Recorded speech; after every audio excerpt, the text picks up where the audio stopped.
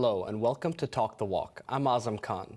In an ever-increasing tech-driven world, finding globalization through the lens of social media, legitimate understanding of one another has never been more vital.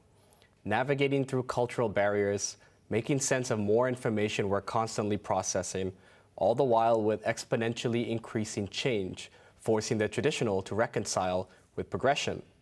The same is applied to the widening corporate arena and how they can reach the public, even more so complex with regards to China and the Western world. Amidst the shifting geopolitical landscape, how can Chinese entities tell their stories to the world, and how can the world better understand China? My guest today, joining me from Geneva, is an American seasoned foreign correspondent and global communication specialist whose work has taken him through Asia and Europe. Michael Jordan.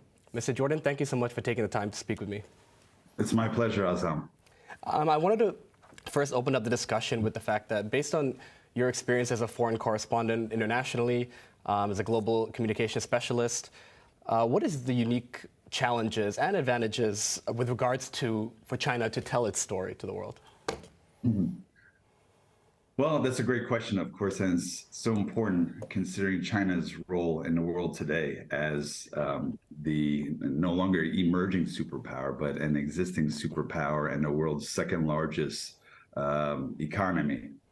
I was fortunate enough to live in Beijing for 5 years. And during my time there, I earned what I half-jokingly refer to as my PhD in China's Global Communications Challenge.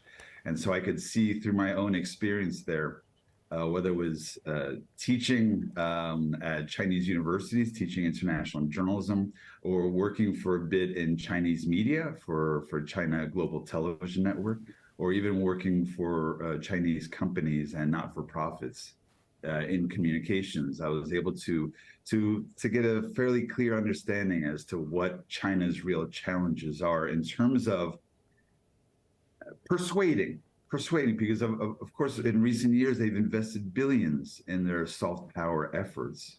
And I think in many ways, it's they've been preaching to the choir, those who are inclined to like China and to believe China.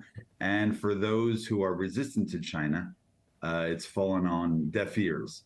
And so I spent a lot of time analyzing why this is and what, if anything, China and Chinese communicators could do better and to be more effective and persuasive with their communications.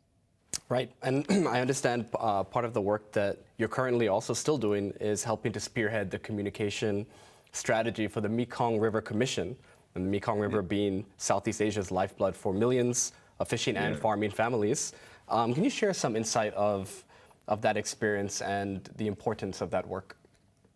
Sure. I mean, here I am now based in, at the moment I'm in Geneva, Switzerland, but now for the past few years since fleeing Beijing early on during COVID, I returned to New York City. So I've been there for the past 3 years, but maintaining my connection, my global communications relationships, and growing a few new ones, including with the Mekong River Commission, which is headquartered in Vientiane, Laos, where I was just last month. And one thing I do for them is I apply many of the same skills and strategies that I learned long ago as a foreign correspondent, as an international journalist, starting with, for example, considering who exactly our audience is, because whether it's journalism or communications or us individually writing online, if it's on a LinkedIn platform or anything else we want to post, or Twitter or any other social media platform, if we truly want to be effective and impactful, then our first step must be to think about who exactly our target audience is and why exactly they are our audience, what that audience is looking for and why, what they're not looking for and why, how they consume their media, and then how to be most effective in giving them what they want and need, okay? So with the Mekong River Commission, for example, they are the most important intergovernmental agency in Southeast Asia, representing Cambodia, Laos, Thailand, and Vietnam. I always need to remember them in alphabetical order, the four Southeast Asian countries. And they are focusing on the Mekong River, which is the largest, most important river in Southeast Asia, which feeds and creates livelihoods for some 70 million Southeast Asians. And so they're focused on water diplomacy issues among the four, but also especially with their two northern neighbors, China and Myanmar. And they're also the main knowledge hub. So for all sorts of information regarding water quality, water flow, drought, and flooding, which of course has now been exacerbated in recent years by climate change. So they're focusing on environmental protection, protecting livelihoods, but especially sustainable development of the river and the hydropower projects, the dams that are now being built by the four countries, but especially on the Chinese side to the north, 11 cascade dams have been built. So just that provides some context as far as why, even as I'm speaking with colleagues where I'm helping to write various forms of executive communication for the organization, I myself need to keep in mind why this is important and to then remind our target audience, our smart but skeptical international audience, why exactly this topic, whatever I'm writing about or whatever we're trying to communicate about, why exactly this topic matters. So for the Mekong River Commission, is the target audience in this case being the is it the international world? Is it different people in public policy, in government, or is it the farmers in the region? Oh, that's a great question. That in this situation, there are a number of local indigenous languages and publications for the Mekong peoples. Okay, but I'm writing in English, and so immediately I'm imagining an international audience. And as you said, thinking through who might they be. For example, they might be international journalists and foreign media who are focusing on water issues, water diplomacy issues, climate change, sustainable development. It could be all those international NGOs and intergovernmental agencies like the United Nations, like think tanks, like activists around the world, universities, professors, students, businesses that may be looking to invest or I mean, one of the major issues for the Mekong is also navigation and transport down the river. And whether there are enough rules and regulations to protect whether it's accidents or that sort of thing, pollution, plastics pollution. So when you start to really think about it, there are many people who may wake up right now and say, I care about rivers around the world and water basin issues and sharing of water, the future of water and resilience, right, in response to more extreme weather events caused by climate change or exacerbated by climate change. So then when you really start to think about it, and I start to imagine those audiences, I don't think specifically, I think more generally, I think that those audiences that I just named are generally smart enough, educated enough, right? But also not experts. They may wake up today and hit, let's say, an op-ed, an opinion piece, or the CEO's speech or a press release. They may land on that, but they may not be an expert in hydropower design. That's really fascinating that you get to work. You're getting to work on something that is so impactful in so many different ways, different countries, touching on so many different public policy issues, and it's involving China as well, and its importance in the world today. But I understand you're also quite passionate about ESG storytelling, just linking to what you're talking about right now. And obviously China has to play a very important role in climate change, in ESG, especially with this growing corporate sector. So can you talk about the challenges that China faces with this? And is it similar to or different in other parts of the world? Yes. Well, I mean, it's an interesting question. And look, I myself am in my heart now, I've been a freelancer for more than 25 years. So I'm always thinking about ways in which I can use my own experience and background and even expertise. I've been fortunate enough to have lived on 4 continents now. as an American who's lived in Europe, Africa, and in Asia over the past 25 years. And so I look to apply on the one hand, my global communications skills and strategies. On the other hand, my knowledge of China, and I'm looking for different unique opportunities. And of A course blend now, to blend it all, yeah. yeah, like right, exactly. To how can I look? I'm competing presumably with thousands of other, let's say, global communications specialists. So what is my niche, or what is my cachet? That sort of thing, right? So now I see in the past couple of years how, of course, there's been increased focus on sustainability issues for companies, sustainability issues, ESG, right? Environmental, social governance issues for not-for-profits.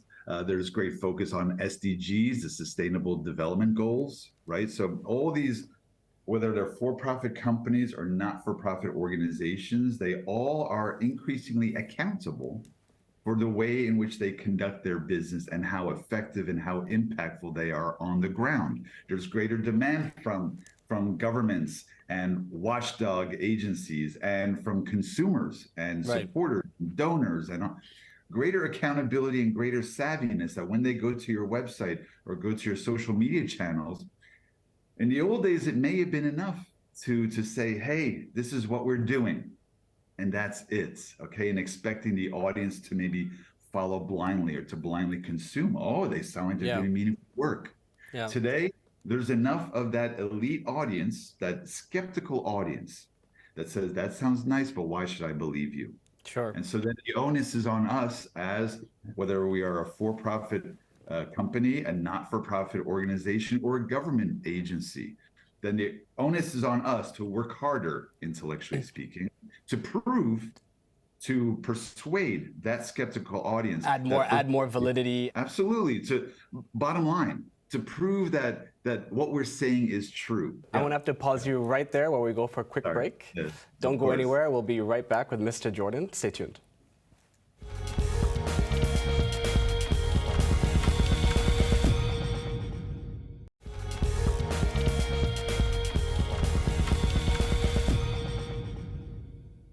Welcome back to Talk the Walk. I'm speaking with veteran journalist and global communications specialist, Michael Jordan. Mr. Jordan, just before the break, you were talking about the importance of the global communication strategy and the different challenges that's presented. So with regards to China and its strategy, what are some important factors to keep in mind? Just to finish up one thing about the ESG. Sure. I was just going to, sorry, that regarding the ESG, that now I recognize that more or less every company now is under greater pressure from regulatory watchdog agencies, from their shareholders, from their consumers and partners, investors, whomever it may be, under greater pressure now to produce these ESG reports or sustainability reports, okay? And numbers on the page are what they are. I mean, they can be potentially manipulated. They can only tell half a story in some cases, okay?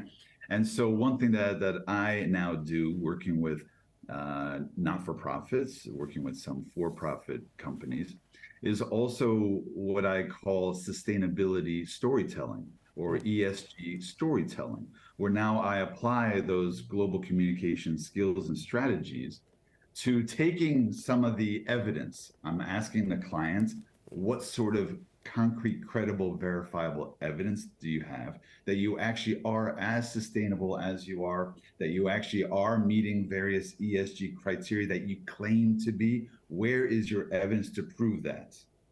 So that, first of all, that's an important question for these organizations and companies.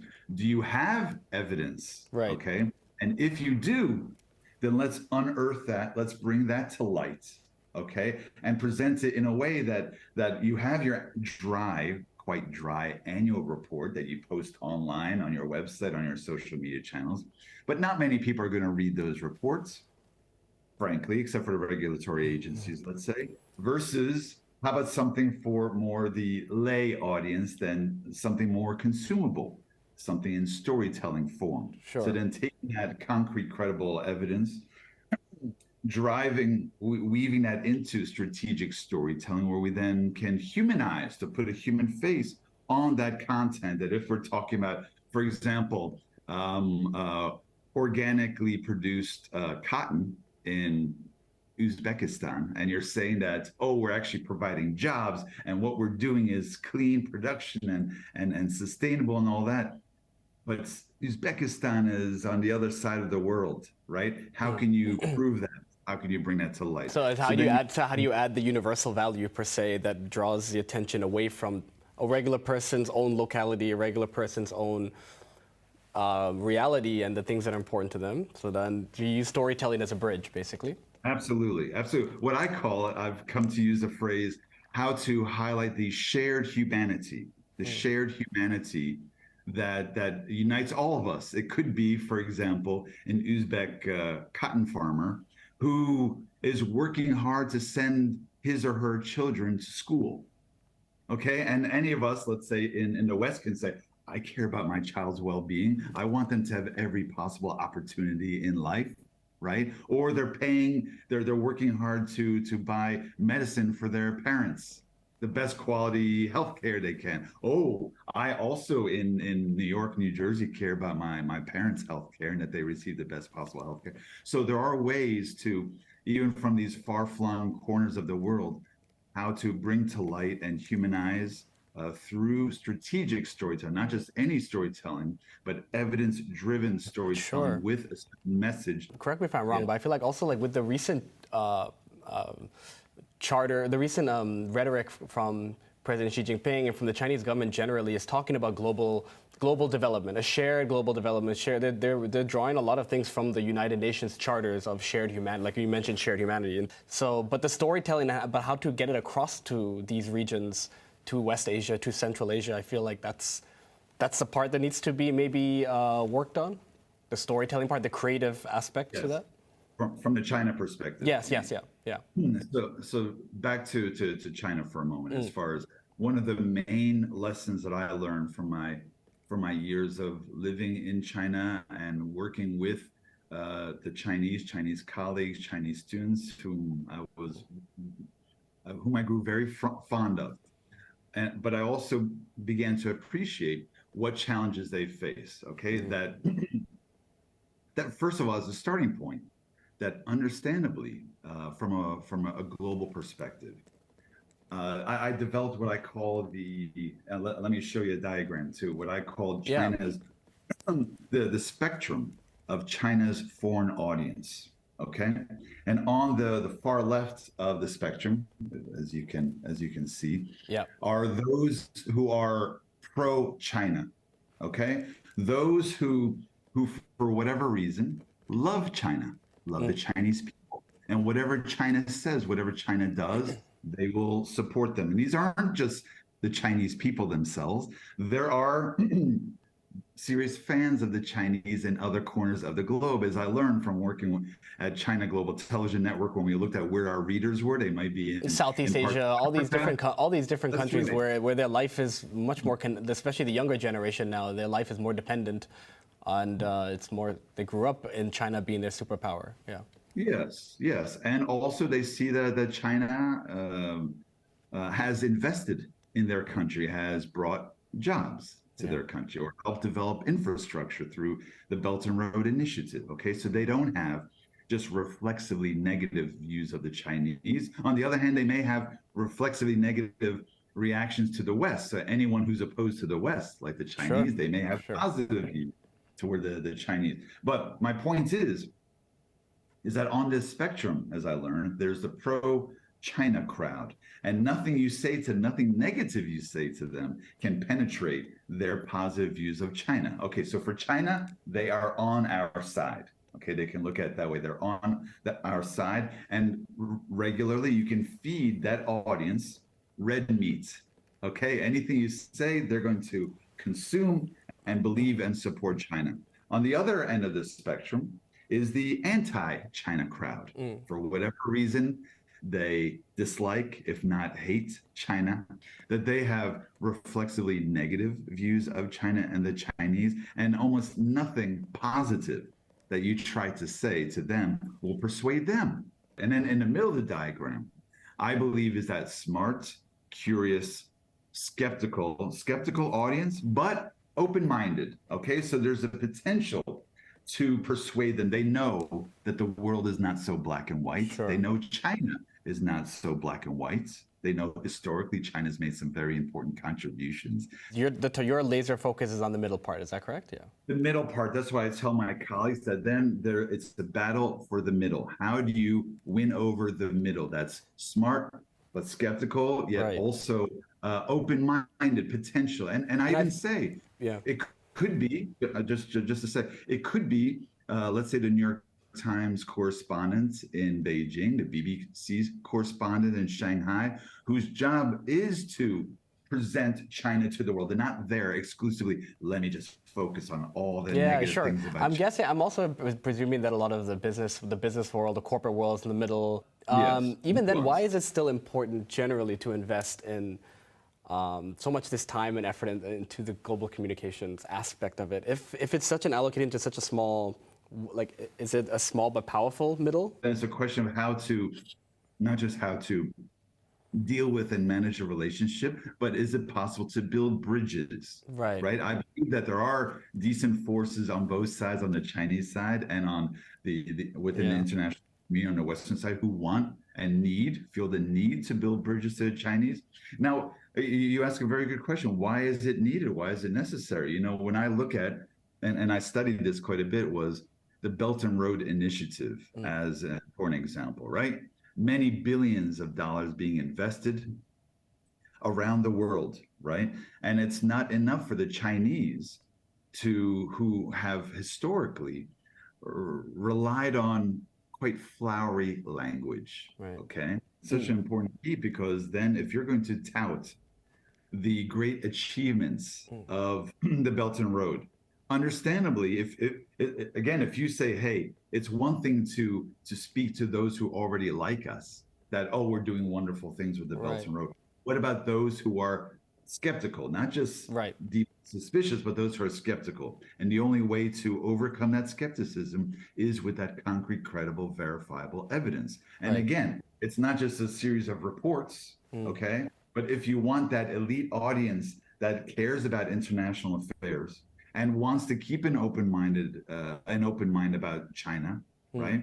Then you must work hard to present that evidence. And then in what form? In that strategic storytelling form is a very important way to do it, to bring to life, let's say, how a new port in Sri Lanka has somehow improved life, the quality of life for Sri Lankans, thanks to Chinese investment. You can't just say we're doing wonderful things here or there in the world for that skeptical audience. You have to bring it to life. And so I've even spoken with Chinese colleagues, and I spoke at a Chinese investment conference a year ago. I said, if I had President Xi's ear, I would say, President Xi, invest some thousands of dollars, if not $1 million or $2 million, in sending teams of storytellers with cameras, with recorders, with pens and pads around the world to bring to light. If you have the evidence that you are doing good, that Chinese investment partnership is really seriously doing good around the world, then I would invest some months in sending out 20 teams around the world to bring those stories to life. And again, it's not just storytelling. These are pieces of evidence, pieces of ideally persuasive evidence, that then when you create a pattern of evidence, that can start to penetrate even a skeptical mind. That if they hear from certain forces in Washington or London, don't trust the Chinese have sinister intentions. Yeah, but I read all these credible reports. Mr. Jordan, I'm so sorry. I'm going to have to pause you right there. That's all the time we have, but thank you so much for taking the time to speak with me. It's my pleasure. That's all the time for this week. I'll see you same time next week. Goodbye.